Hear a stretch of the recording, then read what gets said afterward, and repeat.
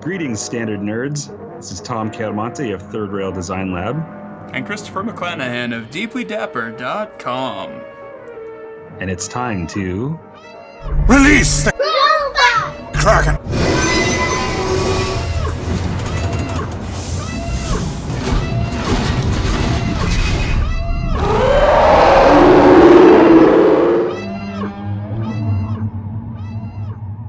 In this episode of Robot Kraken, Game of Tolls edition, we appease the beast by discussing Game of Thrones Season 7, Episode 1, Dragonstone. Episode 1. Yeah. Dragonstone. Finally. So, this is a new thing, except for we did it last season, but it's a new thing now, because it's this year. We're going to just talk about every episode of Game of Tolls as we watch it, right? Yes. As regularly as we possibly can. We'll record them as close to after watching as we can, and post them as quickly as we can after that. But don't be discouraged if you are a regular listener to the Robot Kraken podcast who thoroughly dislikes Game of Thrones and wants 7-hour recordings. Don't you worry. That'll still happen. There's more of that coming. Yeah. This is a bonus. Yeah, we figured there's enough of you guys that aren't in love with Game of Thrones the way a lot of the others of us are. And so we were like, let's still do the weekly episode updates, but still release that massive Kraken of an episode, too. So that's coming. We'll have a couple of guest stars, some con reports, some new movie reviews, or at least new when we recorded it. Movies that came out in 2017, maybe. Yeah, maybe. Well, our next one's going to be fun because it's going to be the second time we recorded live in person. Yeah. Right? At least one component of it. So that'd be fun. Yeah. Look into each other's baby blues. Yes, except I don't know what color your eyes are. Baby Bloodshot. Blue. Legit. Especially at that show. I know. I can't deny it. Yeah, it's true. Yeah, right. Really. That was, yeah. Okay. Well, we can't spoil our con reports ahead of time. Stay tuned for that. But Game of Tolls. So this is, it's not Before we dive into the episode. Yes. What are you drinking, Tom? It's Sucking the Monkey. Are you prepared? Okay, so you want to talk about sucking the monkey? I'll tell you what I'm sucking. I'm sucking a delicious Greyhound. I'm drinking a Greyhound. A ground? A Greyhound. Greyhound. Jeez. Okay. You've had a Greyhound. You say? You know what a Greyhound? Yeah, right. You know what a Greyhound is, right? No, I have no idea. Vodka and grapefruit juice. Yeah. I mean, healthy. It's delicious. I thought I would just say I was going to drink. Yeah, I was going to say I was going to drink the Hound, but then I thought, we'll just be honest and say it's a Greyhound. That's an appropriate choice for it. I chose a rum and coke using Kraken rum. The official, unofficial podcast sponsor? Yes. Kraken rum? What is dead may never die. Oh, yeah. So, the Kraken, too. How's it taste? As you can tell, we're super well organized tonight. We are well organized. I have 18 pages of detailed notes to go through in a very short period of time. Don't you? I have 3 screens up, and one of them is little kids playing the Game of Thrones theme on a xylophone. I actually have no prepared material. So, but okay. So all I was going to say before was that it's different for us because we're only having to prepare for talking about one thing and only that thing, and usually we have a laundry list of 80 things that we're going to talk about, and we just get to what we can before we pass out. So this is a very focused recording for us. Also different though, like I guess we can lead right into it. I turn on the TV and watched Game of Thrones for the first time in whatever it is, 18 months. You've been freebasing it for quite a while. Yeah, we what was it, a month ago? I don't know, 3 weeks ago, we decided to start rewatching all of the episodes in advance of this episode coming out.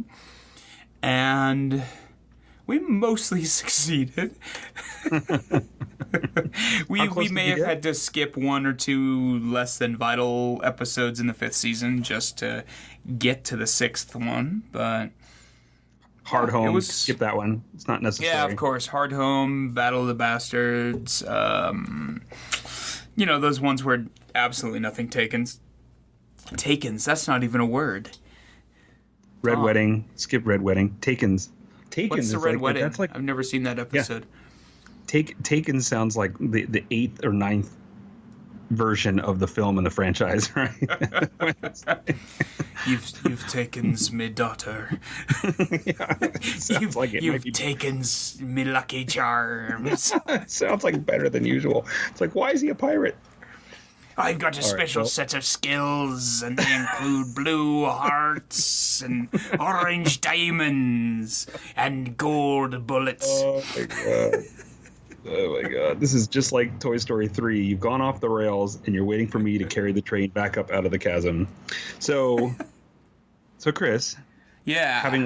Having watched a good majority of 6 seasons of Game of Thrones in a month, did you feel like it made the watching of this new episode premiere more enjoyable or less enjoyable from being burned out? I think it enhanced it. I hadn't seen season 6 since it was originally aired. Oh, okay. And it was kind of thrilling in a way to watch those for the first time since the last 18 months ago. And know that I had a new episode sitting at the end. Yeah, I bet. That was great. There was a lot of really nice foreshadowing in those last couple seasons for what's happening. I just choked on my Kraken. Well, and then really the second to last, the third to last and second to last episodes of season 6 were probably a reasonable template for what most of these last 2 micro seasons are going to be, right? Because they had more there in terms of a plot heavy, big sort of set piece things happening, not just big event episodes, but like major things happening one after another. And that's what we're going to get for these last 2 seasons. It's just going to be, they have so much to cram. And I don't think it's a bad thing necessarily. No, I think the pacing in the last couple seasons has actually been pretty great. It's actually been a little jarring watching it all the way through, just seeing the difference in pacing and the difference in budget. Sure, right. Like both of those things are pretty significant. The joust scene from season 1 or 2, where there's like 17 people in the crowd, and then you see something like Hard Home, and it's just, God, it's insane. I remember the jousting scene and feeling like I felt like it was early in the day at medieval times or Renaissance fair, right? Right? Like people had just, it's like people are just showing World up. Put on a Renaissance fair. Yeah, but except at Wizard World, it would be Saturday night at 5. Right. Oh. So, also, do you think... So my impression, since I haven't gone and rewatched any episodes ever, but was it your impression that the storytelling tone and pace and sort of vividness increased once they went off the map and they didn't have his work to follow? Or not necessarily.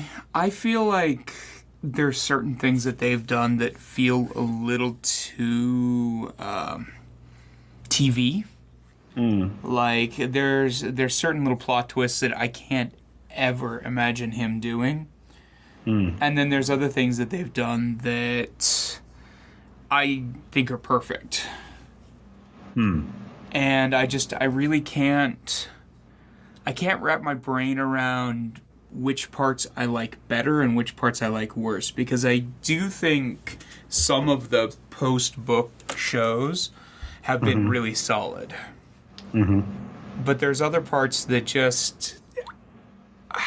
I feel like they're going too quick, or they're combining characters together in a way that... Sure. I can't imagine Martin's super excited about. Right. Like, well, yeah, right. Characters that have been created out of thin air or have been fused, like Rob's wife.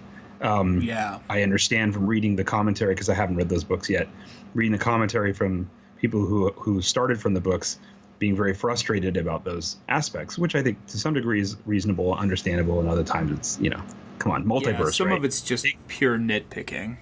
Sure. I think I benefit from having the mentality that we've talked about before, where I can handle multiple versions of the same story, like a multiverse thing. I can handle the roots of the movies. I can handle every other installment of a movie franchise being garbage and skipping them in my mind or whatever. It doesn't bother me because, it all works as long as the story's good. I don't care. Yeah. But I think our recent diving into Expanse, for example, that we've talked about on the podcast,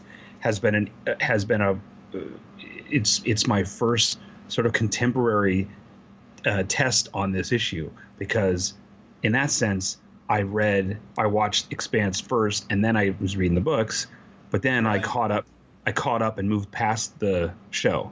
So now I'm reading Expanse beyond what the show's doing, and it's not the same thing because I already am templated by what the show showed me and what the characters look like and all that stuff. It's not like I just read the book cold, but I'm still in an area that the show hasn't touched on and wondering how it's going to be filmed and what changes they would make. And I'm already seeing obvious places where I'm betting they're going to deviate or condense or whatever. So I get it. But this is such an unprecedented thing too, with it being something that started from a source material that has outranked the source material.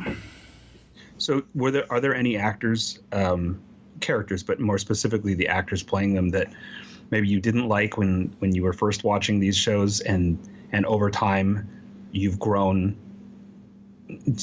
had to have a different opinion about them to like them more? Now? I definitely think I've come around to Sansa. I think she's a great actress, and I think she has really matured in terms of conveying her emotions in the show. Mm-hmm. In the beginning, she's pretty one note. And that's both a downfall that's written that way. The character, right, and the acting. But I think she's doing great. I'm like rewatching it, I'm blown away at how great they did at casting people that can grow up through the series. Yeah. My coworker keeps sharing with me photos from season 1 to remind me, and all the Stark kids are like these little babies, and it's just astonishing. It's another one of those things like we always talk about. Yeah, we talk about how actors from when we were young who were our age, our Alyssa Milano discussion and so forth, where it's like, well, wait a minite, I'm their age. So if they got older, I got older, But but especially when you're watching. But when you watch teen, like preteen and teen actors go through their teens and into their 20s on film, especially when you're older and you're not, your age change is not accelerating at the same rate. I mean, You know what I mean, right? We're stable and declining, but they're still rapidly evolving. It's that much more obvious, right? Yeah. And I think it's hard with those actors. It's hard because they are growing up on screen, as well as their characters are growing up on screen. So I don't know how you separate from them. I know that I started out with much more resistance to Peter Dinklage's Tyrion. Interesting. I liked him, and I was aware of him more as a movie actor, and briefly in another show. What was that one? The X-Files-ish one with Carla Gugino in it. Well, anyway. Oh, yeah, I don't remember what that was called. That I really liked. But anyway, he was in that. I liked it, and not enough to remember the name. Right. Flashpoint. So anyway, the point, though, is when he was first in and he had the blonde hair, he had blonder hair. Not book blonde, but he had a lighter hair color, and he was being an unpleasant character, or he was portraying an unpleasant character who was drunk and just cavorting about, and just there was so much of him like I couldn't get my eyes. It was like when you watch Sean Connery doing something, right? Like I couldn't. All I saw was the actor putting on a British accent in a costume, trying to play scenery chewing drunk. And I was like, wow, this is really heavy handed, and it doesn't change the fact that it's Peter Dinklage doing it. But then once he's I don't want to say sobered up because he doesn't sober up, but you know what I mean. Once he got serious, when he's the hand the first time, you know. Once the Blackwater and all that happens, I started seeing him in a whole different light, and I loved him from there on out. Yeah, I get that. I mean, I think you're totally wrong. I think he's amazing, but I get what you're saying. I didn't think he wasn't amazing. I just couldn't get away from it. I couldn't find the character in it. All I saw was the actor, I get that.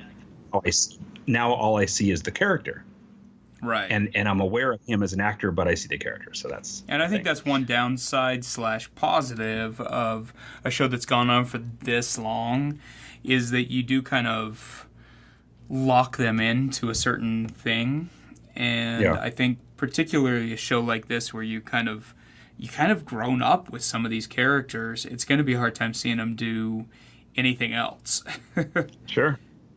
Yeah. Like, I think, isn't it Arya cast as Wolfsbane now? Uh-huh. Which is kind of typecasting at the same time, but... And Sean Bean has he has a role or two where he's not dying right away that are coming out. That's madness. That would be hard to adjust to. Well, and then, of course... Sansa, you mentioned Sansa, right? Mm-hmm. And so, her, what's her brain? She's Jean Grey. So in fact, in that sense, I'm aware of her as an actress, but I still felt like I was seeing Sansa in the X-Men. Like it didn't. Yeah. To be honest, it didn't say a lot to her.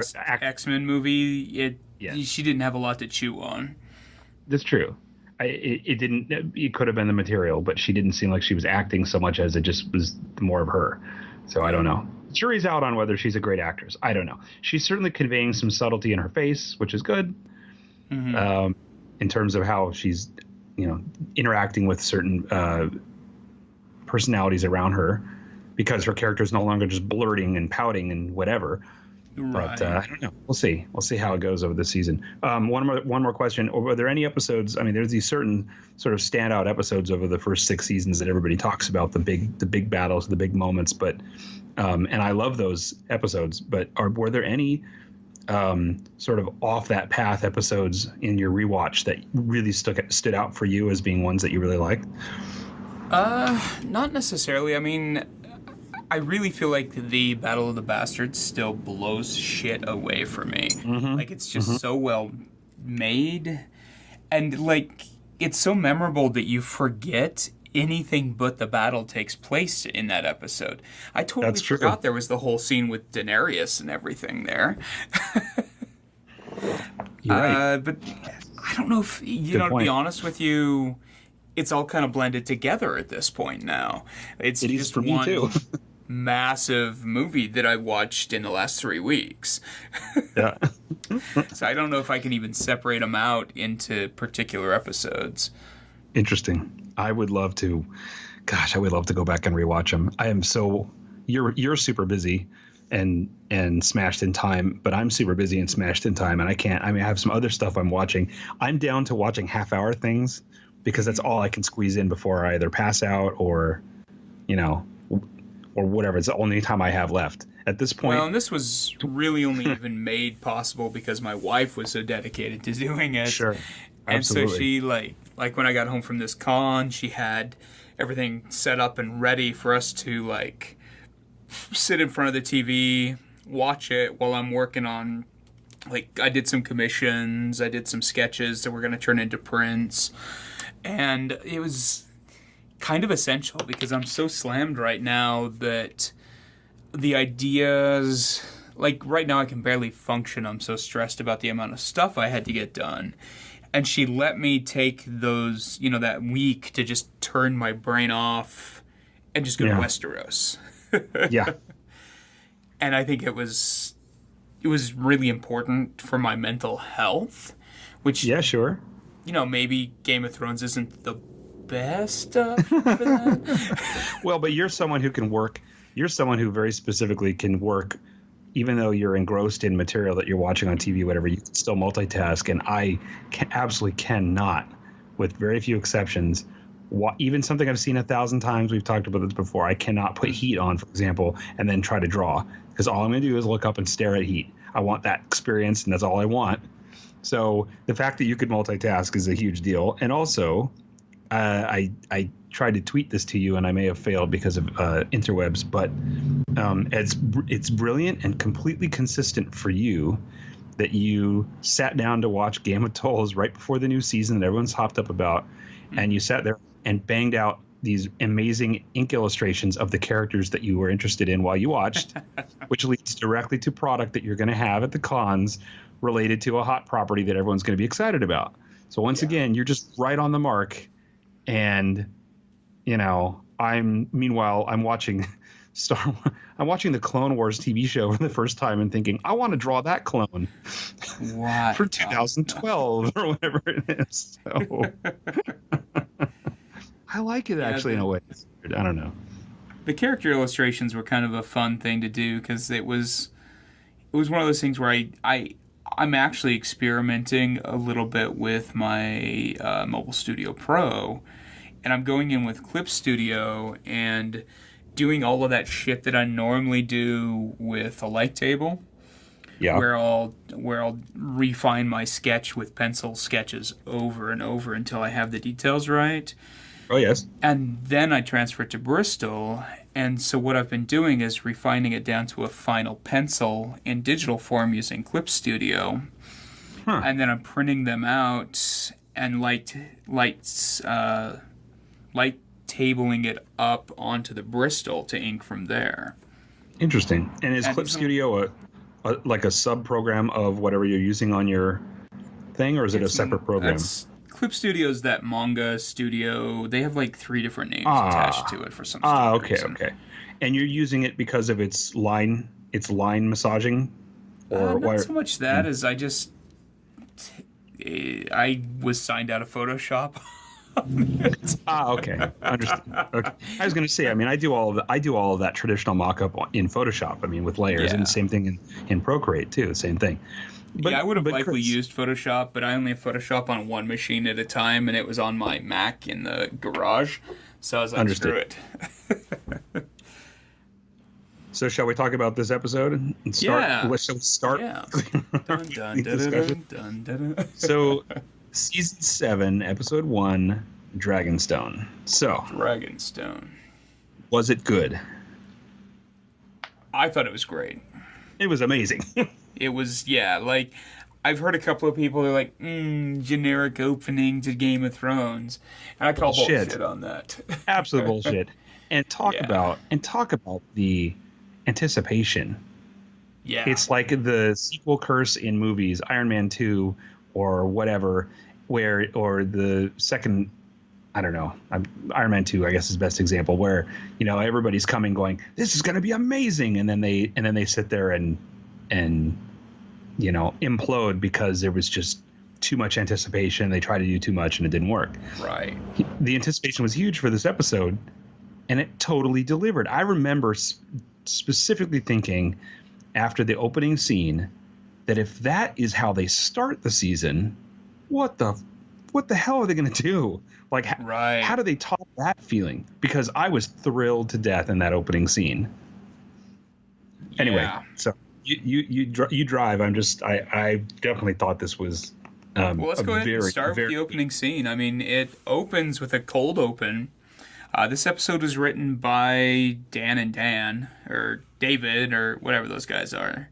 Yep. The series creators. And it was directed by Podeswa. I don't know how to pronounce his name. So we start out with a cold opening before the credits at the Twins. Right. And Walder Frey, David Bradley, who I love anyway. Yes. Fucking nails that scene. The inside of Game of Thrones thing that they do at the end of the episode, which is 99% garbage. Explaining Game of Thrones to someone who doesn't know what Game of Thrones is, it's usually just not useful. And recaps or reshots of the same episode. But they said one thing that I really agreed with, which was that the subtlety and the transition in his performance there was amazing. And they're right. Yes. Before we go any further, this is spoilers, everybody. If you're listening to this episode, this whole episode is spoilers for the episode. And all of the Game of Thrones discussion weekly episodes or whatever are going to be spoilerific. Don't even worry about it. Right. Yeah. Don't listen to them unless you've seen the episode already. Who would, though? Right. I mean, I tune into weekly podcasts where they start talking about a movie that I haven't seen yet and I have to pause it.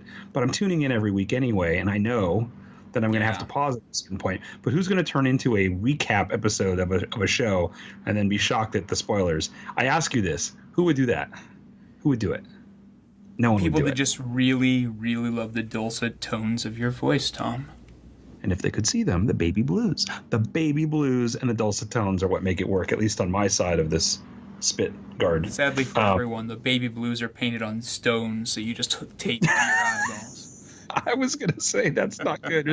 The eye stones, that's a bad omen for me, man. I'm older than you. All right, well, so I didn't know. So I don't think we necessarily have to recap the episode, but yeah, obviously it's presented and shot as if it's Red Wedding material, because but it's the same camera angles. But yeah, right. So that's what I thought it was, a flashback, because they're doing the same things. They're shooting him, his child bride's next to him looking uncomfortable. You have all these people settled in for a feast looking at him. A toast is being prepared. So it felt initially like they were doing a flashback, and I started thinking, are they going to bring Rob back? Is it going to be like one of those deals? Is it a retcon moment? And then I didn't thought it was like Bran watching it or something, like he was going to walk around the throne or something along those lines. Yeah. And then when you don't see any of the major players that you're expecting to see, even though the tone was the same, I started going, wait, what's happening here? And as he's transitioning and saying, toast to you guys for everything you've done. You helped me, do this brutal, evil murder of this family in all these different ways. And invited you helped me invite them into our home, and then we murdered them. And then the dialogue switches from me to you.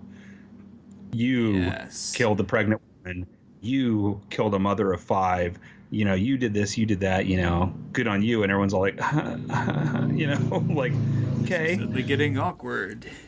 I will say that there was my only feeling of a misstep in that scene was I wish that Frey hadn't summoned the wine, because as a narrative device, as a storytelling thing, it's the gun on the mantle, right? Like I immediately was aware of the wine, and I wish that it had it all you to be though.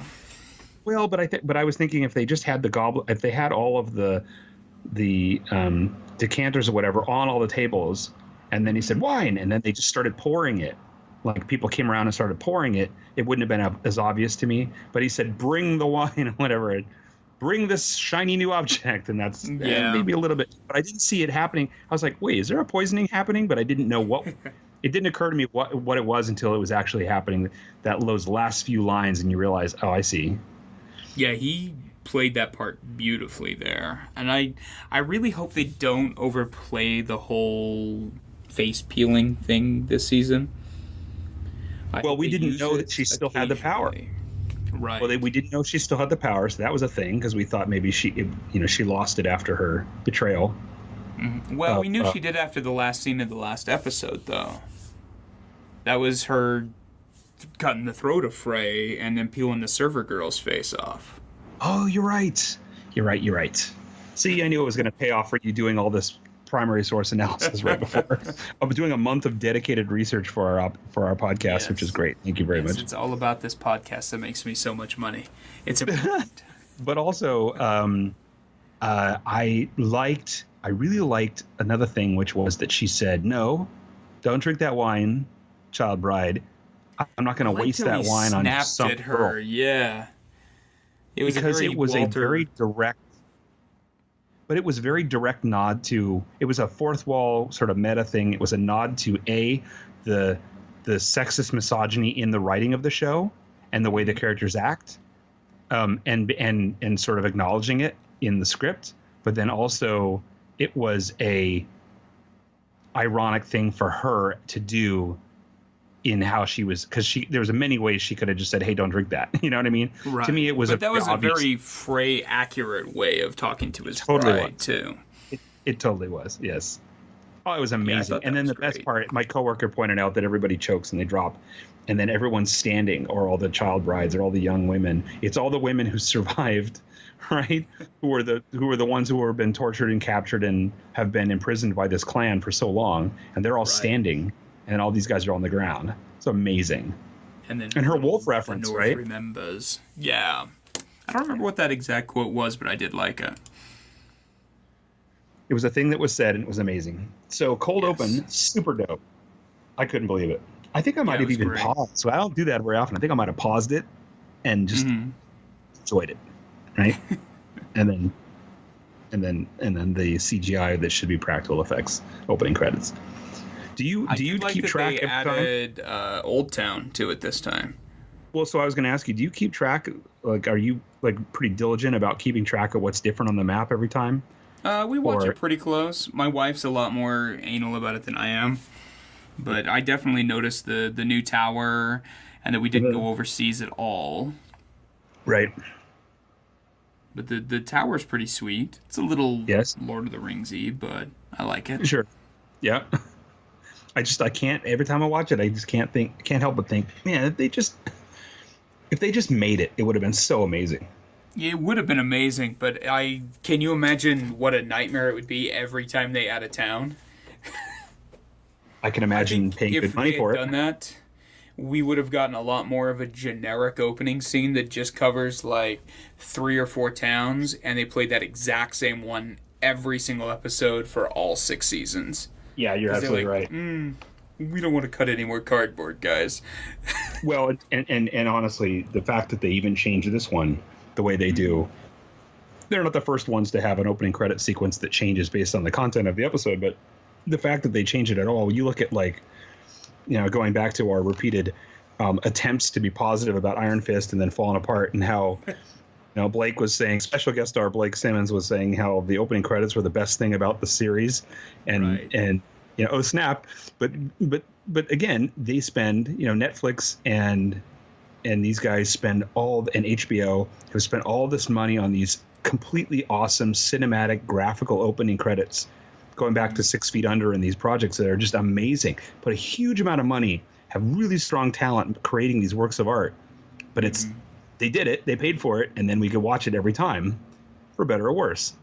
In the case of Iron Fist, these guys will shake up the opening credits mid-season, depending on what's happening in the episode, which is just blows me away. Well, that's what I'm saying. Funny. Every it's episode like just a little sneak preview of what you're going to see in the episode. And it's crazy to me. I know last year I whined about this, but I will whine again. It drives me nuts that the sun has this like hot sort of fumey burning, you know, whatever, as it goes across the foreground. The foreground in the opening credits kind of irritates me. The sound, I don't know, because it's the artifice of no, but it's an artifice of fake wood constructs happening, and then you have this fiery orb, and then I've gotten used to the sound of the lenses flipping, and that's okay, because, you know, it's becoming a narrative thing, and the astrolab and stuff. But the other thing that always bugs me every single time is how fast the elevator goes up the wall. It's like, it just goes right up, and I'm like, you know, I know something about these things, let alone what it is in the fantasy world, and it just cracks me up when I see that scale problem, because it reminds me of when nitpicks about the opening credits, Tom. I work in the building industry. I work in elevators. For those of us that are tuning into the Game of Thrones recap episodes for the first time and didn't listen to the season 6 stuff, Tom mentioned this about 8 of the 10 episodes last year. I promise you, if he mentions it in future episodes, I'll cut it. You sure won't. All I'm saying is it reminds me of other sort of digital presentations of things, of all kinds of other infrastructure. When you see the speed is wrong at a certain scale, it pulls you out of it. It's a little thing. Pulls me out. It could have been a great thing. That's all I'm saying. Kris, what happened next? I'm entitled to my opinion, man. I don't know. I just assumed that you were going to complain about, like, King's Landing or something. No. You know what I didn't notice? What? Did you notice anything different about King's Landing in the opening? I did not. Tell me what happened. Well, I don't know. I just thought of the fact that the sept should be missing. Oh. I didn't even think to look. Like, I looked to see if the stag was on there or if it was the lion, because I thought they might change it to the lion, and it was still the stag. But I didn't even look for the sept. Well, did on the slave master's city? Sorry, I'm dumb. They didn't. Did when they toppled the statue? Did they change it? Remember they brought down the winged god. And no, because the harpy at the top was kind of the identifying fact of that. But they do change the flayed man and the wolf on Winterfell. Wasn't Winterfell burned? Who's in charge? It was burning burned for in the map for a while. Yeah. See, that's a thing. And then Bolton took over, and the flayed man was replaced on the top, and the wolf was broken on the ground next to it. And then think of how much work that Cersei's painter has to do on that floor. Like, I gotta start over. He's like, or even worse, 7 inches of paint. Daenerys has to do interviews. How do you feel like resculpting my table? And then how do you feel about resculpting it again? How do you feel about breaking the wheel? Yeah. All right. Well, all right. Let's move on. Okay, I'm done. All right. I may or may not ever complain about the opening credits again, but I love them, so that's why. Like one of those parents who's frustrated that my kid works at AM PM. That's all it is. Since we're talking about Old Town already, let's move to Old Town with Samwell Tarly. This was really interesting. It was such a weird scene for Game of Thrones. But so I was at the rolling. Me too. But so in season 6, I remember him showing up and saying, "I'm supposed to be the new Maester." But did they in last season? Did they say, "Okay, put your shit over there, grab a broom," or was that how they left it? Because I was really surprised. Last time we saw Samwell, he'd left Gilly waiting in the waiting room. Ah, yes. And they were like, "We'll summon the Archmeister. He'll be with you. Go wait in the library." All right, cool. And that's the last time we saw Sam. It was a very predictable thing to have him start at the bottom like that. Mm-hmm. But I really appreciated it from a storytelling standpoint that they have a haughty arrogance to their monastic, the feudal European analog, right? That they're just like, we survive all of the petty wars of men, and we are the ones who chronicled reality, and we outlive everything because we are history and all that stuff. I thought that was very predictable and awesome, though, because it puts him in a place where he handled the Maesters. I would have been disappointed if they'd been anything else, honestly. Who was it again that played the Grand Maester or whatever that was doing the autopsy? Broadbent, I think. Say Broadbent, right? Yeah. So everyone was really excited to see how Harry Pottery he gets and whatever in it, but I thought that whole sequence was amazing. I remember Jim Broadbent from Moulin Rouge. Oh yes. Yeah. Yes, we can. Yeah, that's right. Well, and he was in like Time Bandits, and I love Jim Broadbent. It was great seeing him. But actually, that whole scene was fantastic because he's not surprised. I do believe he's like, I do believe you, and here's why. And oh well, we'll survive it. He's like, it doesn't really affect us. So I don't know though. Out of our way to help. Do you? But I'm not sure I believe the scene. So I'm not sure if it's at face value what we're really seeing. Like, I'm not sure if he's the fact that Tarly stole the key and went and found the books and started looking at stuff. Really, it seems so easy once he elected to take the risk and do it. It really made me wonder if he was being given the informal blessing to get the information he needed. That's a good question. Because someone. Go ahead. I really feel like they genuinely believe that this is a winter and that winter will pass eventually. And I don't know if they believe about the White Walkers and stuff. But he says he does. He says, the fact that you're so persistent and the fact that you've described it the way you described it makes me believe that what you're saying is true. Mm-hmm. And if that's the case, he should be like, well, they'll eventually, Let's find out. Our stack of precious books is doomed if that's the case, right? Well, I just like we're above all of this stuff kind of rubs me the wrong way because yes, the guys in the tower might be above it, but they literally have a maester in every fucking castle all across Westeros. Yep. I mean, but that's a very consistent. But it's a very consistent thing they're doing as far as European history, right? That True. The monks, we don't read a lot of, because of the way history is written, we don't read a lot about monks having a position of not so much a position of power or to be arrogant, but so much as a voice, right? Yeah. We're a lot of what we consider semi accurate European history, which of course is not accurate, but most of what we have, if not all of what we have, other than oral history, is the writings of these monks, and right. their editorial is in the way they did it, not what they say, right? It's the degree to which they screwed around in the margins and the choices they made in how they created the certain books a certain way. But you don't get a sense from European history that monks are saying, well, another pope, who gives a shit, right? And yet it's very believable to me that this is an analog for what it was really like. Because for those that can read and are captured in history, it seems very accurate to me. There's a place between having an analog of history and having a realistic reaction to the apocalypse approaching. Agree. And that's what I'm saying.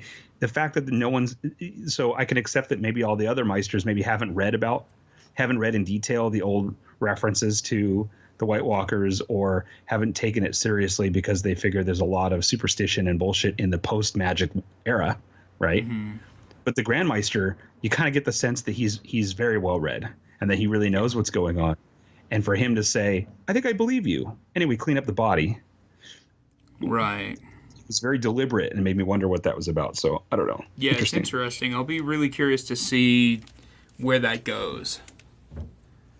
They do like to show us gruesome, realistic organs on the show, don't they? And shit. Yeah, and shit.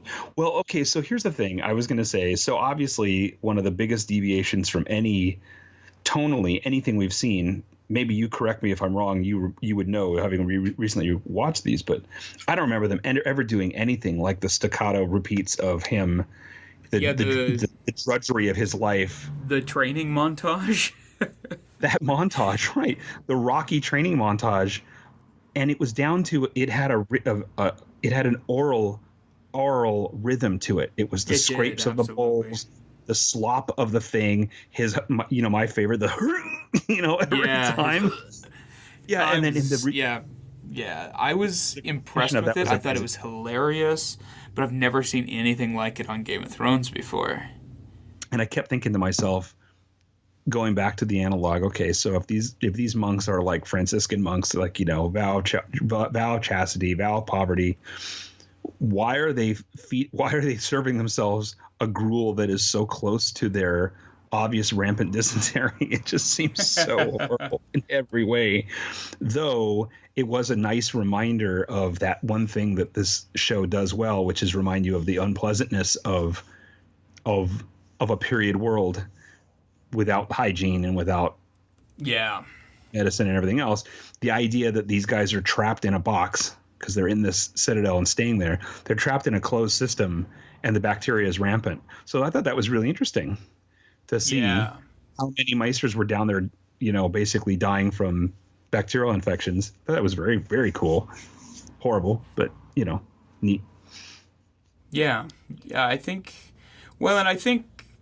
the whole apprentice thing that they've shoved in is definitely a pathway for him both to have access to the books and to run across a certain dragon-scaled old man. Okay, but wait, one thing before we talk about that, because I have questions, but you are not up to date on Preacher, right? No, I am not. I have only seen the first 2 episodes. Okay, so we will eventually, before 2019, we'll get to Preacher. In the most recent episode of Preacher, there is a montage that's the same deal. It's a dreary sequence of repetition of circumstances, and I go and it does it for about 6 minutes straight before it breaks it. And I watched it a day after I watched the Game of Thrones episode, and I was like, "What is happening right now? Maybe it's in my, maybe I'm having one of those disassociation breaks. Is it even happening in the show?" So I thought that was really surreal. 2 shows, same time, filmed at different times, doing the same montage. But anyway, okay. So Jorah. Well, before that, I'm curious about. I think Sam is going to have to break his apprentice training and Absolutely. just take off, because if I remember right, in the books, it takes between a year and 10 years just to forge your first couple links in the chain. Yeah, no, screw that. And so, I mean, he it's like a 10 to 20 year process to become a maester. And I don't know if Jon's just oblivious to that, or if he knows that Sam's like, oh no, I'll find the stuff without becoming a maester. Right. Yeah, I agree. Also, So I noticed this in the episode, but I didn't know exactly what it was until I saw it online. But when he's going through the book that he finally breaks in and steals, or one of the books, and right before he finds the money shot, there's a page open and there's a dagger, a Dragonstone dagger. The assassin's dagger. And that's Littlefinger's dagger. Yes.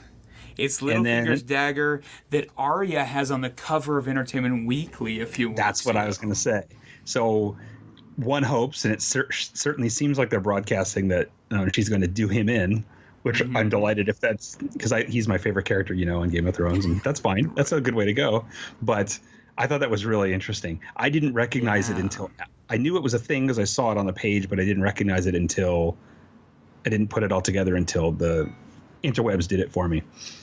But, the other interesting thing about that scene is that they are talking specifically about the interaction between Dragonstone and Valyrian steel, which is the only other thing that can kill a White Walker.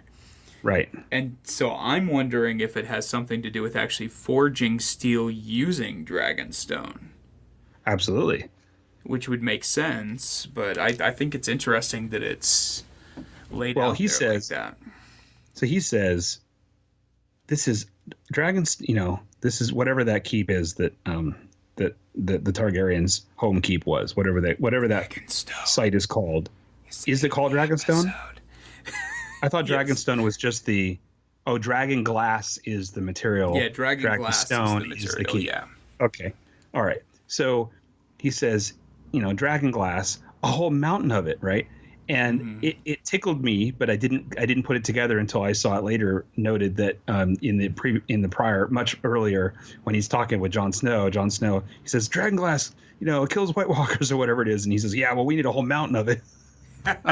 See, yes. They did a thing. They connected the thing. I like that. So yeah, that's exciting. So he runs into Jorah. So why is Jorah in Old Town's below grade dungeons, and also why does Old Town have below grade dungeons? Well, first of all, I don't think it's below grade dungeons. I think those are isolation cells for people with the highly infectious dragon scale disease. So why is that in Old Town? Well, because they are the Maesters. And why is he with the Maesters? We didn't see. Was there any indication of that in the previous season? Last we saw Jorah, he was sent by official decree by his queen to find a cure for dragon scale. Oh, so he might have gone looking from the people who would know, and then they put him in a cell. Right. She sent him specifically go find a cure. Cure yourself. Yeah. Got it. And so my assumption is that the Maesters treat dragon scale like leprosy. The monks treat leprosy. And they lock him away. They try to find his cures for him, but in the meantime, they just kind of lock him up. Got it. Okay, so that was a super neat scene, and it's really advanced at this point. Yeah. He looked like his a arm looked really bad burn creepy. victim. Yeah. Looked like fourth degree, like slabs of just, ugh. It was nasty. Yeah, it looked really gnarly how thick it had gotten and how it kind of like split from each other. It looked, like you just got a little glimpse. God, I can't You talk. got a glimpse. I got a glimpse. Although we've seen other people who have succumbed to that disease and they turn gray, and he did not. He looked, so either he's still in the process or I don't know what, but he definitely wasn't gray. It wasn't gray like I thought it was going to be. It looked much more like open wounds. Well, and that was his arm where he had gotten it initially too. So I imagine it's probably the worst. So I'm assuming he's not that far advanced yet. Well, that's the question. Is it bloody and red because it's been stalled, or is that just part of the process before it turns gray or something? I don't know. It's interesting. It brings up a thought, though. Seeing those guys puking and having dysentery, and then seeing him isolated like that made me think again to how it was so odd last season that in a show that has been very open about admitting that a light wound can kill you in this highly infectious environment, how Arya had 8 stab wounds in the abdomen and then survived it. Yeah, because at the time of that scene, iffy. I was so convinced that Arya was the other girl wearing Arya's face, and the old lady stabbing her was Arya, right? Like, I thought that's what it was. That would have been a perfect ending to that scene. Right. But then it turned out to be mystery healing abdomen wounds that would have killed you in today's world. Yeah, the only thing I can assume is that she was wearing some sort of, like, preventative body armor, and so the knife didn't go in as deep in those scenes. Because I watched it really closely when I rewatched it, and you're right, there's like, she's just straight up fucking stabbed like 6 times. Well, I feel like in some of the after discussion that happened after the episode, that they claimed that the only reason she survived it was the treatments that she was getting from what's her face. So I don't know. Again, I mean, I guess that's possible. Tell me more about that treatment. Yeah. What exactly was she doing? She was an actress that stabbed her boyfriend regularly. That doesn't exactly like imply that she's an excellent surgeon. Yes, indeed. Why is it that Sam? Go ahead. What's that? Oh, I was just going to ask, why is it? Have we ever decided, or have they ever given us a sense of why Sam could stand in the snow in the wild and have the walkers walk right up to him, look at him, and then keep going without killing him and turning him? You mean like way back when they first appeared? Yeah. Dramatic license. And also, really was Gilly? No idea. And in your rewatch of it, was Gilly there when that happened? Was she also ignored? No, because my coworker insisted that she was too, and I thought it was just him, which made me wonder if there's something else going on. No, when he first saw the White Walkers, he was up with his 2 buddies in the Night's Watch, and they were like digging for moss and wood. Right. And then they saw them coming, and his 2 buddies took off and basically abandoned him, and he was by himself on this field. When they ran into it with Gilly, they were hiding out in that like hut next to one of the trees. Right. And that's when he actually kills the White Walker. Got it. So then we do have then in continuity in the show, he's a human, possibly the only human other than Jon. Well, no, because Jon was at a distance, so they couldn't get to him anyway. So he's the only human that they were right up against and they didn't turn. Right? Well, yeah, I mean, essentially, because obviously Hardhome, anything could have happened, but it appeared that they turned everybody there. Right. So I don't know. It'll be interesting to see if that's part of the story or not, because it's always been something that I've wondered about, how it is that he survived. Because it even comes to play when he's trying to explain to people that he saw it, and they're like, "Yeah, right." Yeah, it's filmed really weirdly. It sounds like a bullshit story, and just ignored him. Yeah. All right. Anything else from that scene? Yeah, actually, I read an interesting theory online. Okay. Somebody took that page with the assassin's dagger, the Valyrian steel one. Yep. The page across from it on the leaf talks about the healing properties of dragon glass. What? Yeah. Wait, what? It We haven't talks seen about that yet. how it helps when it's ingested. And there was a scene in the previous season with Benjen where he specifically says that they stopped him from turning by putting dragon glass in him. I remember that. And my theory is that maybe that's why Shireen was healed. It had nothing to do with all the maesters and everyone else that they hired to come out and heal her. It had everything to do with the fact that she was literally living on a mountain of dragon glass. Interesting. Wait, so... Oh, I didn't really think about that. So that's... So... Because she grew up on Stannis- Dragonstone. So Stannis was occupying Dragonstone. Right. I didn't even realize it was the same place. Yeah. Oh, no kidding. Oh, interesting. And so I even got the if- sense that... Huh. I got the sense Like, it had even been if she wasn't abandoned. eating dragon glass, I'm sure their well water was coming up through that mountain of dragon glass and everything. But that would imply that everybody who lived in that encampment were benefiting from it. Maybe. Yeah, theoretically.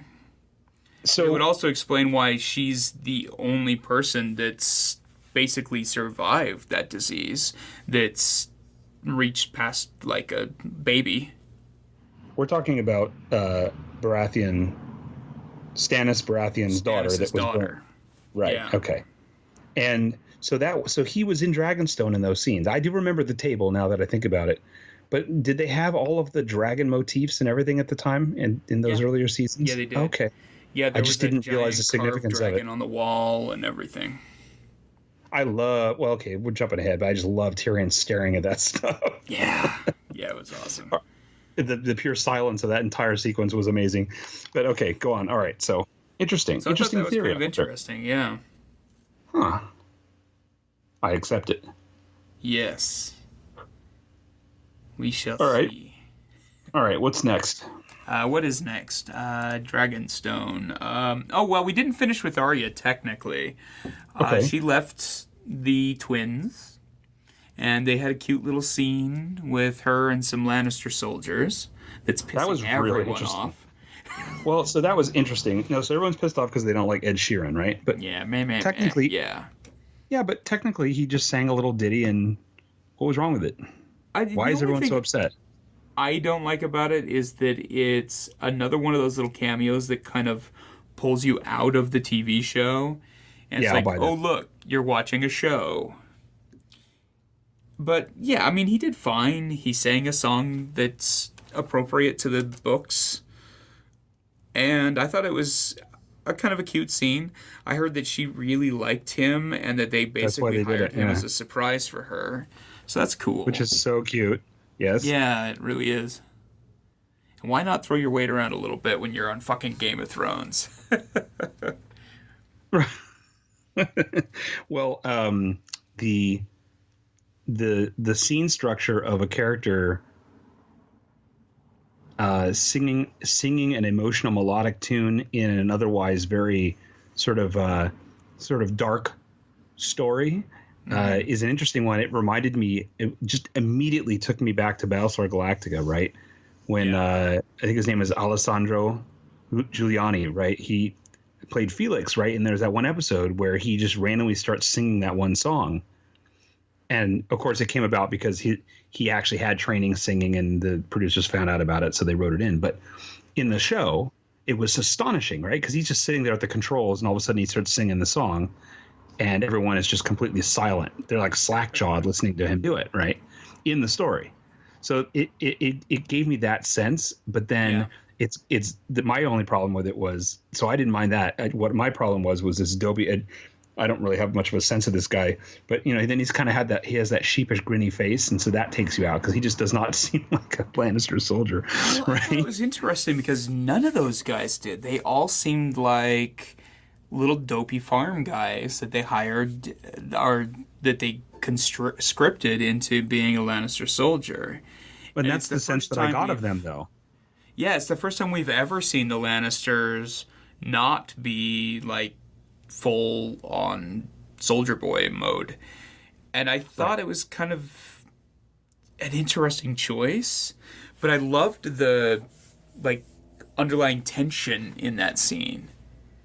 Well, they're her saying, I'm off to kill the queen, and they're like, oh, well, sure. Yeah, is she going to kill these guys? I liked how you could see her kind of sizing them up and everything. I thought that was really interesting.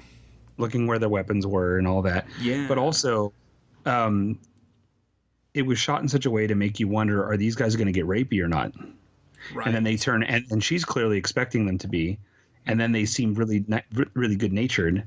And it's also, and to me, maybe I'm wrong, it seems like it's the first time, or one of the first times we've seen the King's Landing soldiers humanized.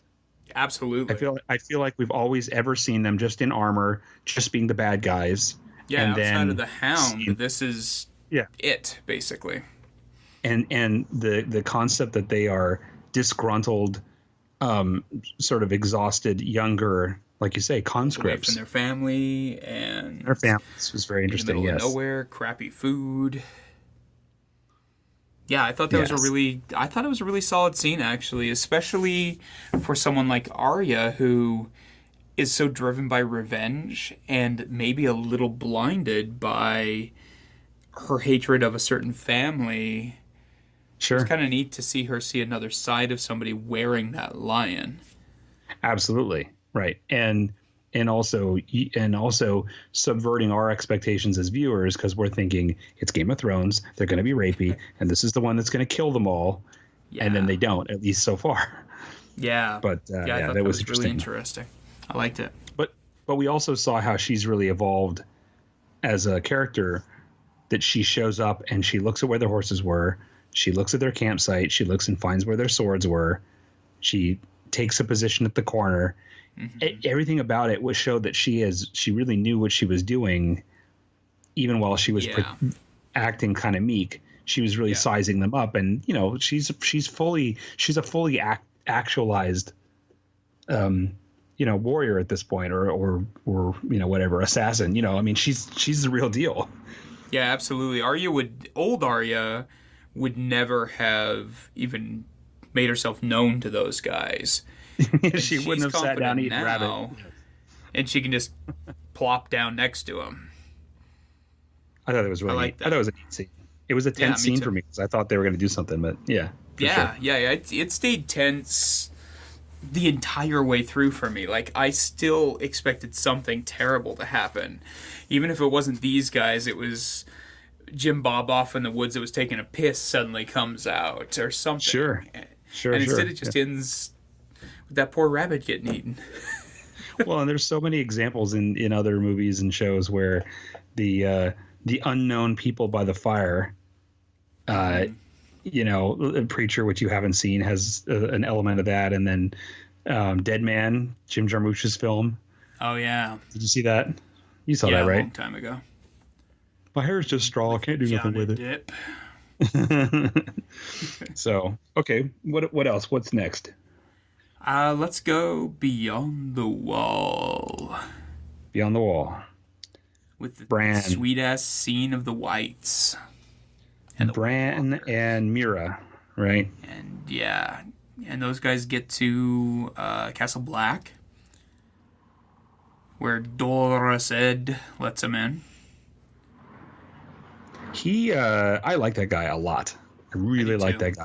He's doomed. He's going to be killed this season for sure. He was awfully trusting about Bran and Mira. He's just like, oh, if you know that, okay, come on in. But it was very specific knowledge, so it was. And he's seen some shit, so yes, he has. Well, and let's be frank, they don't look like wildlings. They're clearly not White Walkers. Yeah. One of So- them doesn't have any fucking legs. Speaking of White Walkers, though, He's 7 feet tall but can't walk. right, the money moment of that whole scene, of course, is the White Walkers working their way across the plain. Oh my god! In the sequence. Giants. So that's the part, right? You see them in the gloom, and you see them come up, and then you see his face, because that was a very sympathetic character a lot before Hardhome, right? Oh, so terrible to see, and scary, because we saw what they could do. Right. And if we recall, and they got it that wedged messed up with 2 of them. and as I recall, the giant was the one that was, I mean, he was physically able to mess with the wall, right? Right. I mean, he was messing with the door. He lifted the door. Now, if the enchantments hold, he can't. But we've just seen elsewhere in the episode the vision that we'll talk about, where they actually say that they go around the side, which seems like an obvious design flaw. But anyway, Well, they can only build so much icy wall in the ocean. But didn't we already in the Hardhome battle see whites swimming? Yes. Weren't they? Or No, walking they all through? stopped. No, none of them went into the water. Oh, interesting. The only ones we saw in the water were hanging off a 1-1, and he threw them into the water. And then all of them just stood at the edge and did the "come at me, bro" thing. All right. Well, there's going to be a thing there. I'm really curious about the weak link in the wall. But the other thing is, my coworker says that she's convinced from repeat viewings, because she does. She's convinced that you see at the beginning of that sequence, you see Jon Snow's ex-girlfriend as a white staggering along as one of the few female whites you see.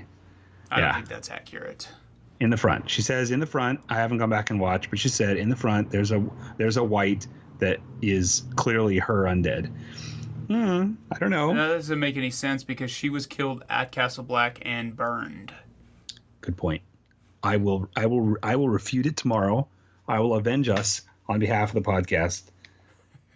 I will say, you're wrong. What you said, it's not true. Yes. Burnt body. Yeah, my guess is it was just one of the many red-headed wildlings, but... Which is acceptable.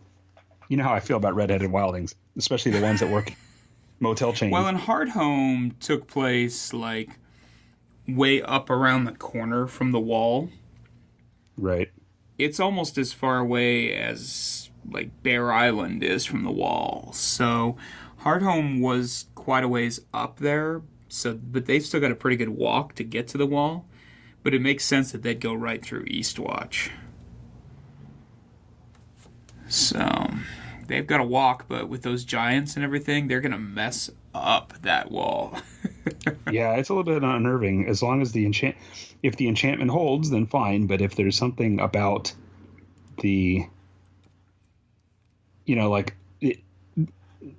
so something could break the enchantment, and then of course we've seen now the vision that says that they go around. But also it's possible that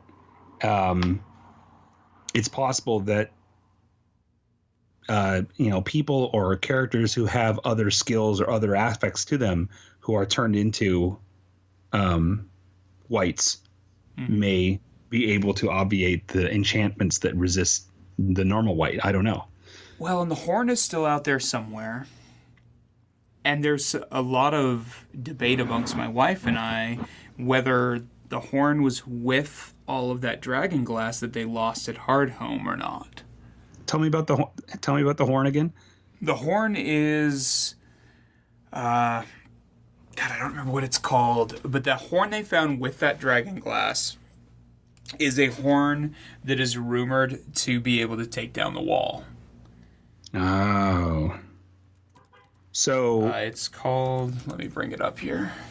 The Horn of Winter is what it's called, or the Horn of Joramun. So we don't know where that is?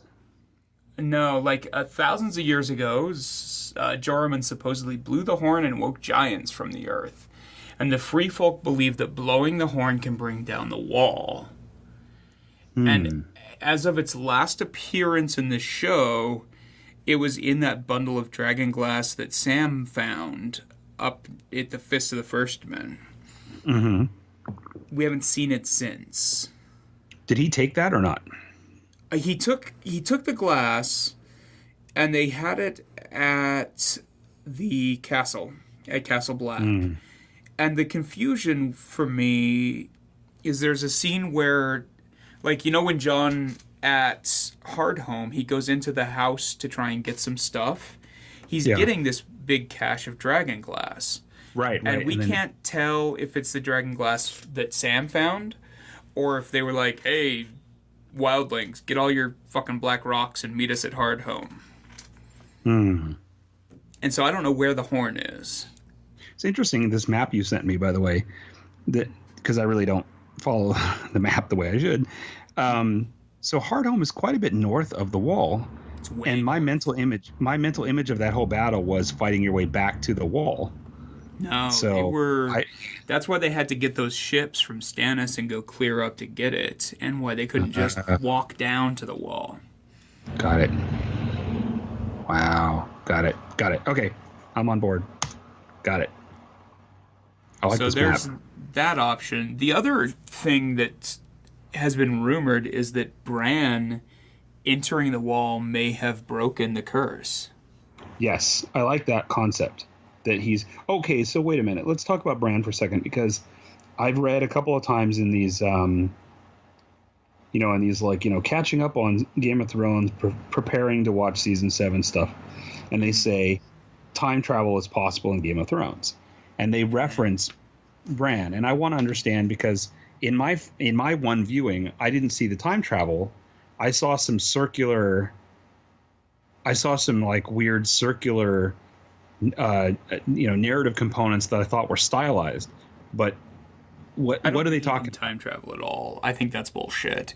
I think he can see time, and I think he can influence time, but I don't think he can actually travel in time. Well, but I think it all goes back to the Hodor episode, right? Because of all the, the reference of why he says Hodor and what he experienced his whole life is referencing the thing that happens at the moment of his death. And how could that possibly be? And then that whole thing where he wisps away in Bram's view. So, what's that about? How was Hodor saying Hodor in advance of his own death and all that stuff? Well, I think it had everything to do with. Well, that's not the first time Bran has inadvertently influenced the past, because he calls out to his dad as his dad's walking up the stairs, and he turns because he hears something. And then when he sees Hodor, he calls Hodor's name. And he's present there and controlling Hodor at the same time that he's watching Hodor in the past. On the sledge there. Right. That's interesting. And so I don't know. I think him watching Hodor and hearing what's happening in the real life, like, kind of spilled over that way. I don't think there's any kind of time travel so much as him influencing. But he's influencing the past. He's influencing the past, absolutely. Though. Yeah. And also, there's that thing where whenever he ravens over and looks at the White Walkers, the kings at least can see him, right? Right. Or I don't know if it's just the king or if it's the king and any of the major. Night King. Okay, so the Night King definitely sees him, right? Mm-hmm. That's interesting. Yeah, and there's rumors that maybe he's what caused the Mad King to go mad. Inadvertently. How so? How so? By watching him and, like, maybe trying to stop him or something. Oh, interesting. Yeah. But I don't know if I put any credence to that, because I feel like the way it's presented, the Mad King was a descent into madness. It wasn't just like a snap. It's fine. It's fine on its own. It was completely legit. So it's also unnecessary. In the earlier seasons, when the Night King would turn and look and see Bran looking at him, I thought it was that I thought that Bran's initial discussion about Bran's ability, or the way they talked about it, was that he was seeing through other animals. No, he's just kind of present there. So he's not seeing through birds and things? Of anything. No. So he's not seeing through other creatures. Okay. I thought he was show like ravens and stuff, because I thought I thought when the Night King looked up, he's looking at a bird or a creature that's staring at him in an unnatural way and is aware that it's a vessel for someone that's spying on him. But you're saying that's not the case. It's quite literally the Night King is in tune with this whatever power. Yeah, that's as best as I could determine from watching it, because I was really trying to keep an eye out for that kind of thing. Because if I remember right, in the books, when he wargs or whatever, he wargs real time. So, like, he's warging into Summer while Summer's doing something. But anytime he went into the past, he was actually going into those trees with the faces. And he was seeing through the faces of the trees. Right. But that doesn't fit what they've shown on the show at all. Interesting. Because he follows his dad up into the tower and everything else. Okay. All right. So, yeah. Fair enough. I don't know. Questions? What's next? Winterfell? Winterfell. I'm completely fine with following the format of the Wikipedia, by the way. Yeah. Hey, we bounced down at one point. We've done Old Town already. Old Town. That's right. That's right. So that one was an interesting scene. We had Jon and Sansa with a little bit of a tete-a-tete about how to best handle things in front of everyone. And what every leader loves is open debate while they're trying to be definitive to their constituents. Yes. As a manager, there's nothing I hated worse than that. But it's interesting though. Clean the bathrooms for a week. Wait, okay, and Walgreens. Okay, so the thing is, to me, Sansa is imagining that it's a council. Like Sansa's imagining that it's the Starks. Like she knows that he is the figurehead, but she sees herself as it's her and him because she saved the day. Should be. Right, and she sees it as being like we are a council. Conferring and advising and then telling people what's going to happen. And he's like, no, it's me. And that was a very interesting scene because of how she shut up. Because the Sansa from before might have been more impetuous, but the Sansa that's learned from Littlefinger and from Cersei, as we come to see as she keeps bringing it up, she's figured out that when it's not in her interest to, like, it was bad enough that she said the stuff in the first place, but the fact that she figured out that she was going to stop was interesting. Right. Yeah. Right. Yeah, it was an interesting scene. It's clearly setting up some intrigue shit for later. Oh, and Littlefinger's little smile. Even though she's pushing him off, he's watching. He wants that fork. He's pulling at that thread right between them. Yeah. I love that she's like, I know what he wants. Somewhat counterproductive to me, because so far everything that he suggested to her has actually weakened her position as being in command there. That's true. But that's because he's trying to make her rely on him, though. Which is true. Which makes sense, yeah. I loved her saying, I know exactly what he wants. I thought that was cool. Because, yes. Yeah. There's nothing more... there are few things as pervy as someone who's hot for mom and then is hot for daughter. I mean, that's just like so creepy.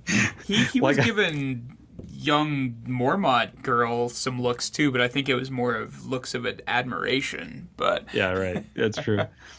I also think it was the ideology at play in that scene was really cool. I like that she was like, nope, they betrayed us.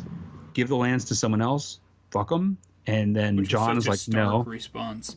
It was, but it was a very so in that sense, it was a very cyclical response, right? Violence begets violence, revenge. What would I have done? Yeah. More mead, more mutton. But his it's response. Winter, you have to ration, man. Yeah, it's a good point. more protein blocks. More mortar fragments for everyone. Yeah, so but then his perspective of, nope, sins of the father, we're going to forgive the Karstarks and whatever. That to me was also could be seen as, in her eyes, especially the naivety of Jon Snow and how he keeps making these emotional response, these good guy decisions that are not strategically wise. I like that she makes that reference to the other Stark children that have made poor choices, right? Yes. That scene. And, I think it was from chilling. her perspective, it was a poor choice. But from his perspective, I think it was also a wise choice. Very, because yes. everyone else respected that choice. And there wasn't anyone that was pissed about that. And it showed the divide, and then it continues on to her private thing about how Cersei's going to get him no matter what, and how he has to take her seriously. And he's like, no, I'm thinking about the bigger problem, not the petty intrigue of the throne. I'm concerned more about the walkers. And she's like, well, but the throne's going to get you in anyway. So in that moment, he is seeing, as he's been doing ever that got him killed in the first place, right? Bringing in the wilding. Yeah. He's seeing things as, hey guys, apocalypse, we need everybody. And then the Western world politics say, nope, stab. So he's definitely saying, forgive them. We need all those men. We need to be unified. His vision is unified Western world against Western, you know what I mean? Unified Westeros, I guess, facing this impossible supernatural threat from the north. Yeah, he and doesn't she's really definitely give a not shit there about the whole king and queen thing at this point. Yeah.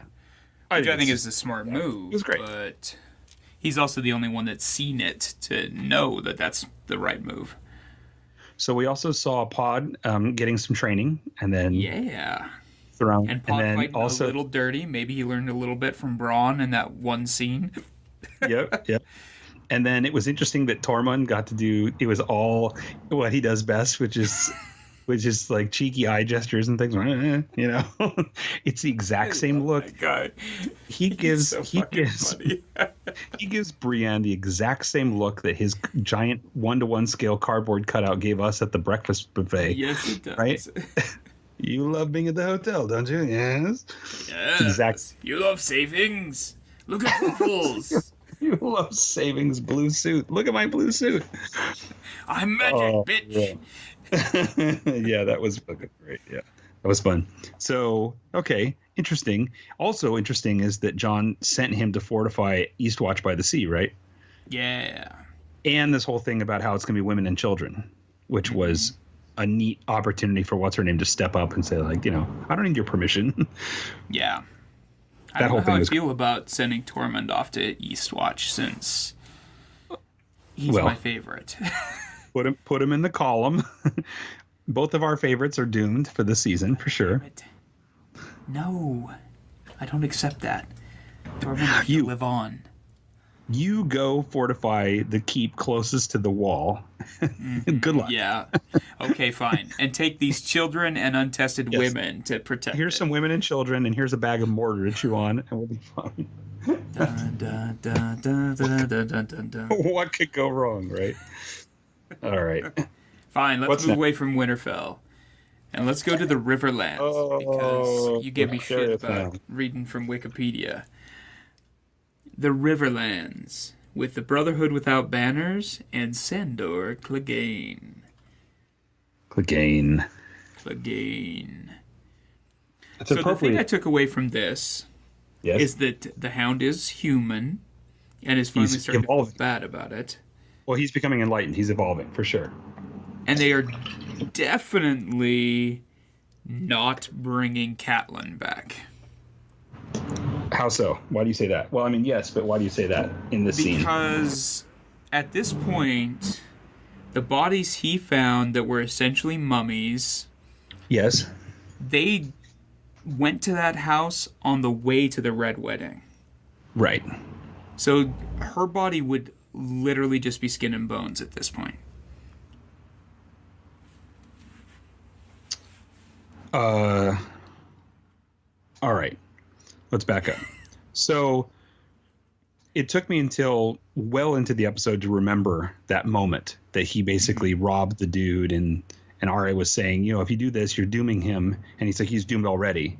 And so in this whole sequence, that's why he was saying, they don't want us there. We shouldn't go to that house. And because so that was basically he knew that he doomed that family. Yeah, that was one of those scenes where Arya and the Hound were out cruising around, and they went to his house, and this was one of the scenes where the Hound started kind of showing his humanity with Arya, where they go in and they eat dinner with this guy and his daughter, and he talks about how much he loves chicken because the Hound really fucking loves chicken. And the farmer invites him to stay on. And the next morning, Arya wakes up and the Hound has stabbed the guy and taken his money. Yes, right. And just left him to die, basically. Well, you know, that whole thing on the Weekly Planet podcast where you know they constantly reference, you know, as a father, comma. But dude, when I saw that scene as a parent, I was horrified at it was harsh. Dead baby with the dead parent, and the idea that the parent maybe killed the baby so that the baby wouldn't starve. So she didn't starve, yeah. And she wasn't. Yeah, I think she was like 10. She wasn't much younger than Arya in it, but that's definitely implied what happened there. And I think it was a really touching scene. I think they did that really well. Oh, it's incredible. And this whole thing about digging the grave and then feeling compelled to give a statement or whatever, and then be like, fuck it, I don't know. But that whole sequence was so evolved for him. And of course the whole vision sequence was amazing. I love that they don't show us. They just let him look at the fire and say it. I'm so glad they didn't show some CG fire scene that he was seeing. I think it would have really cheapened the scene. Yeah, I agree. I thought it was fantastic. I love that they and what is not lost on me, and there's one reference to it in one of the things that the priest says to him, but I absolutely love the dichotomy that this is a guy with a pathological fear of fire who's been burned alive by his own brother, and he's taken in with a bunch of zealots who he doesn't like, who worship a fire god which he doesn't like, and then tell him to go look in the fireplace. You know, it's everything so about perfect. It's amazing. The first time he's ever looked at the fire and not been freaked out, too. Yeah. So my question before was, I'm not sure I understand how you're making the parallel to Caitlyn, because you're referring to the books thing about the Stone Lady, right? Correct. Stoneheart. Stoneheart. And you're saying this proves that she's not going to happen because of the timeline, but I don't see why that is. Well, from a logistical standpoint, but I don't see what. When she comes back in the books, she's pale and withdrawn and is just wearing a red scarf around her neck where her throat was slit. In other words, because they literally resurrect her the next day. She was thrown in the water, washes up across the river, and they resurrect her. So what you're saying is, since these bodies are all withered, it means that enough time has passed since Red Wedding that if she hasn't been animated by now, she's not going to be animated. But that doesn't mean she hasn't been doesn't mean that she hasn't already been animated, but it seems pretty obvious that they're not going to do that storyline because they're literally traveling with the people that animated her. Oh, so in the books, those are the guys that animate her. Yeah, it's Thoros that animates her. I did not know that. Okay. Yeah. Got it. I'm disappointed that that's not a storyline component, only because she looks so cool when people have photo manipulated what Caitlyn Stark would look like as her. But on the other hand, it's a horrifying twist on that person. Mm-hmm. It's the inversion of who that person was in a way. But on the other hand, she was actually she was a little brutal. Well, and the simple fact is, yeah, I mean, she was brutal. She protects her family at all costs. And we've seen two other people brought back by the fire god. And Beric Dondarrion still has his personality, and Jon's still Jon. Right, maybe. Well, yeah. So far. Jon still has Jon Snow's abs, and that's all that matters. I love the fact that what's-his-name was saying, I don't know why I've been reincarnated. I don't know why the fire god loves me so much. Yeah. All that stuff was really cool. I think it was a very honest feeling. Yeah, that was a great scene. I really liked that scene. It was a reassuring thing. Everyone has been saying that these last two micro seasons are going to be so condensed and plot heavy that there's not going to be the characterization that we've enjoyed from other seasons. And I think that this episode has been very reassuring that we have seen these moments of intense characterization mixed with a lot of very heavy plot stuff. Oh, yeah, absolutely. I mean, we've got that whole scene. There's a little bit with Gilly and Samwell. Yep. I think the whole part with Tormund and Pod. I mean, there's just been some really great... and then Arya's little camp out. I think it's some really nice moments and I was really worried they wouldn't have. Well, we haven't. I think it's probably next, according to Wikipedia anyway. But Cersei, that whole Cersei and Jaime scene is incredibly good characterization study. Loved it. Let's talk about it. Man. I see a lot of, like, on Twitter, I see a lot of references like, is he hot enough for you now? Because they've taken his cloak off and he's like, you know. Well, and he trimmed his mutton chops back over the season, too. I mean, I guess realistically you lose some weight and get buff building 1,000 ships. Bro, I actually paused the show to scribble down on my thing, Kraken ships. Dude, those ships are sweet as hell. Kraken ships. I'm a little bit surprised because my sense was the Iron Islands had no source material, that they had no raw. Where did they get the material? At the Kingsmoot was literally cut down every tree, tear down the houses. And then they have these really sweet as, well painted fleet of ships. I love the. We have 1,000 ships. We could build another 150, or we could have some cool Kraken details. No, totally.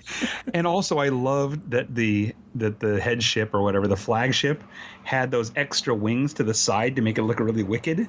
I love it.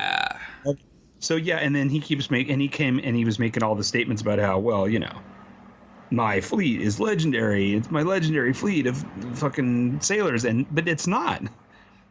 No. His nephew or whatever stole it. Well, but his nephew stole the fleet. He did. What he's got is he's got a new fleet with the remaining guys who are loyalists. So anyway, it was hyperbole anyway. Stole the fleet personally. What's that? I would say Asha stole the fleet, not That's fucking true. Theon, but whatever. Yeah, but my point is, this is the backup. These are the backup dudes. But and yet it was hyperbole for his thing with Cersei. So it was interesting. It seemed to be indicated that Cersei. What's that? Well, it seemed to be indicated that Cersei knew that he's trying to petition an allegiance by marriage, and that she was going to make a twist to do it, and he was more than willing to do that. Yeah, what do you think his gift is?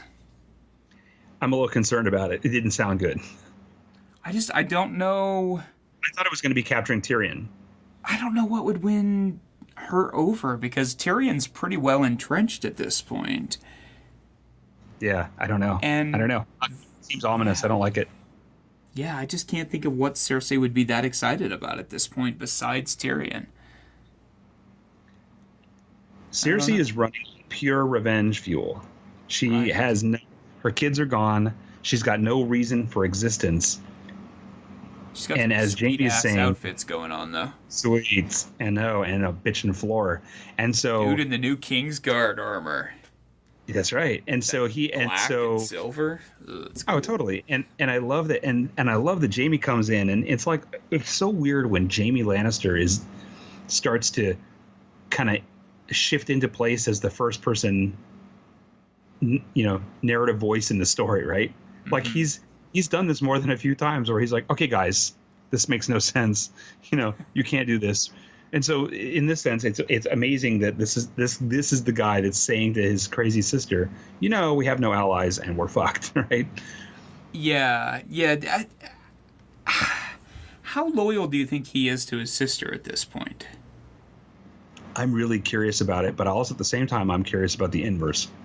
Right. Because she's at a point where she's been betrayed by everyone. She's lost everything. There's no reason to believe that she wouldn't betray him. Which is true. Or have him followed or whatever else. She's isolated herself to the point where I have trouble imagining that she would trust him. Yeah, me too. Yeah, it just seems especially really iffy. but at the same time, what's so interesting about their relationship? I mean, it's a very specific, very subversive thing that's going on with them, right? With the incest, but they've made multiple references to, and she does in this scene, make comments about, our dickhead brother who you freed, allowed to kill our father, who escaped and is now advising our enemies. Like, she made a point of reminding him that his actions in her eyes directly led to everything that's wrong. Right. And she doesn't do anything about it. She's like, just thought I'd remind you. And, that's really interesting because the way Cersei works, a hint is a major threat, right? Yeah. So, yeah, I don't know. It is interesting. I love stories. I love, criminal underworld stories, heist films, mob stories where they start to eat each other alive because they don't trust each other anymore. And that seems to be where we're going with this one, which I think is great. The idea that even though they've been whittled away because of the losses in battle and all of the politics and everything else that's happened, I love the idea that maybe the Lannisters are undone through this House of Cards problem, right? Mm-hmm. That they would implode rather than it being their enemies that do it. Which has already been happening for a couple seasons, right? 2 or 3, 4 seasons is they've been falling apart from within. Absolutely. So, what else? Anything else about that scene? I liked all the little digs that Euron poked at Jaime. Oh, that was all great. That was really great. Nice little, why don't you kill your brother? It's yeah, shit. yeah. Yes. And interesting that time has gone, the onset of the story, the series of events that led to the dethroning and murder of the Mad King was legendary. Mm-hmm. And the Kingslayer is a legendary position or a legendary concept. But things have gotten so batshit crazy over these last few years that it's a distant memory, and that he's mocked for the things that he did. He's mocked Absolutely. In a way that's not respecting him. Whereas some seasons ago, it was like, it's scary that he was the guy that did that. Right? Yeah. Okay, well, that's that. That's all I'm saying. I'm just saying. Yes. The fact that Euron is poking at him so overtly is interesting.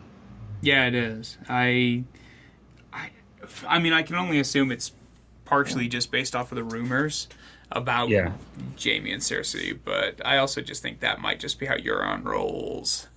True. But definitely Jaime's being put in that Carlitos Way position, right? He's like, he's feeling trapped by his circumstance. His sister, who's in charge, is crazy, and clearly crazy. Well, and he wants to love his brother, but he also hates his brother. Right. And he's watching his sister make a series of very self-destructive decisions, and he's in a position where she's not defending him either. Like, no, she's letting things twist to see how they go. I think that's interesting. Yeah, me too. What else? Riverlands. We did the Riverlands. All we have left is the final sequence. So. The sequence with virtually no dialogue. What's that? Lots of stair walking. Stair walking? That's a really interesting keep. It is. It's laid out really interestingly. Like, there's odd little, like, water inlets and walls and stairs. Easy to defend, but hard to defend the harbor, though. Yeah, I would think so. The way it's laid out, I think that would be really difficult. It's apparently totally abandoned. Right. Interesting. Which, honestly isn't super surprising because Stannis was there last. Right. And it's in an isolated place, so there's no infrastructure around it. Yeah, and if I remember right, Dragonstone was promised to maybe Meryn Trent last, and he's dead now. Arya killed him in Dorne. Or wherever it was she was. Bravos, I mean. So I guess it was just hanging out empty. Well, the whole sequence was really neat. I kept like in my mind, I was like, well, they're not going to do the thing where she gets down and touches the sand, right? And then she got down and touched the sand. But I mean, I have to indulge it. I get it. Yeah, she spent her whole life getting back to this place. Yeah. And this is where she had those dreams when she was like the first season, talking about remembering the doors and that kind of thing. I meant to rewatch it before we recorded to see if it actually showed the whole fleet there or if it was just her ship. Yes. I assume it must be everybody and that like the Tyrells and everybody else are there, but it was I thought the fleet was held back and her ship came forward into the bay. That's what I was wondering. And so that's interesting that it was just her. Who else was there? The other people. Melisandre. Varys and Tyrion, right? Tyrion and the worm. What's his name? Varys. Blackworm. Blackworm. Her eunuch. Oh, Grey Worm. Grey Worm. Yeah. And everybody's all gothed out. I love it. I love that they have, and then she's got those, and then Daenerys has those really crazy, like mid-90s goth heels that are kind of curvy in a little bit. I love her heels. I really love her spiked shoulder pads that mimic Drogon's spines. Totally. And also, she has the best throne in the entire series. That is amazing. Wicked. From a design standpoint, the asymmetry and going off axis of it is just so rad. Yeah, it looks so much better than the fucking Throne of Swords or whatever. I've seen references that in the books that the Throne of Swords is like 1,000 feet tall or whatever, that you have to it's supposed to be spend half massive. a day getting up to it. Yeah. It's one of those things where it's supposed to loom over 500 feet behind their head and kind of loom overhead and everything, but obviously that's not feasible for taking around to Comic Cons. So. I think that the show has been good about making it that the scenes that are CGI versus the scenes that are shot in some soundstage or versus the scenes that are in some sort of real world environment have been fairly fluid. Like it's been in the later seasons where they have more budget, it's always been convincing. But there is absolutely no question that part of the vividness of that sequence was that they shot it on location. Yeah. There's there's two CGI scenes other than the dragons. Well done. Yeah, two CGI set scenes other than the dragons. And otherwise it's whatever San Juan. I mean, it's just, it is what it is. So it felt very vivid and it felt very real. And she felt small in the scale of that approach. Really did. I was blown away by how good it looked. Yeah, it was probably not my favorite scene in the show, but I think they did such a good job with it. I read a reference that said that there was at least one other montage scene in Game of Thrones, which was Arya washing bodies in the House of Black and White, but I didn't remember it. Doesn't change. I mean, doesn't change how good this was. They showed her washing like 3 or 4 bodies, but it was intercut with her like fighting with a stick and being blind and that kind of thing. But it definitely didn't have the pacing and like that noise and stuff. Sure. So it seems like the setup, of course, it's like up next, nothing. Like they don't show you anything really. But to me, the most obvious indication that things are going to go wrong is the Sansa and Jon conflict. But also, it'll be really interesting to see if there's fallout for some of the risks that were taken in this episode. Yeah, I'm curious. I was particularly intrigued with the trailer in the scene with just that little flicker of Nymeria, who we haven't seen in fucking seasons. Which one's that? That's Arya's wolf. Oh, yeah, of course. And it was also interesting that we didn't see snow at all this entire episode. Oh, the wolf. Yes. Yeah. So, I mean, where's... Or is it winter? Snow? Snow? What's their dog's name? Wolf? Well, Wolf. that dog. So, was it freed when... What was the last thing we saw of that dog? The last time we saw him, he was just like hanging out next to Jon Snow while Jon Snow was snowing about. Snowing about. I know early on they said that the budget limitations meant that they couldn't show the wolves very much, but I'm disappointed anytime there's an episode without wolves, because I think that they are such a great link to the Stark family and in the circumstances that have befallen those children, and the way, always going back to the way Ned was when they first found them and all that stuff. The wolves are absolutely part of the beginning structure of the show. And I know that it's very focused on the iconography of the Stark household, but I want more wolf. I want more dire wolf. I know, me too. Big and I wolves. imagine they're a logistical nightmare, but every time they're in a scene, I get super excited. Well, if IMAX ABC Inhumans can have Black Bolt's dog, what's his name, Lockjaw, yeah. CGI Lockjaw, then these guys can do CGI giant wolves. You just take a wolf and make it bigger. Yeah, In fact, take a husky and make it bigger. Embigganize it. Bigginize it. Yep. All right. Well, so that was our season 7, episode 1 Dragonstone discussion. Any other thoughts? I think we covered it. What we nailed it. Was your red tentacle? Oh, you son of a gun. You son of a gun. For those that haven't listened to the episodes before, our red tentacle is where we're supposed to pick out our favorite moment from the episode. Well, I got it. I'm sorry. It's kind of a gimme. It was the arrival of Euron's fleet and all the Kraken stuff all over the ships and the beautiful sail. Nice. Yeah, on the flagship. Choice.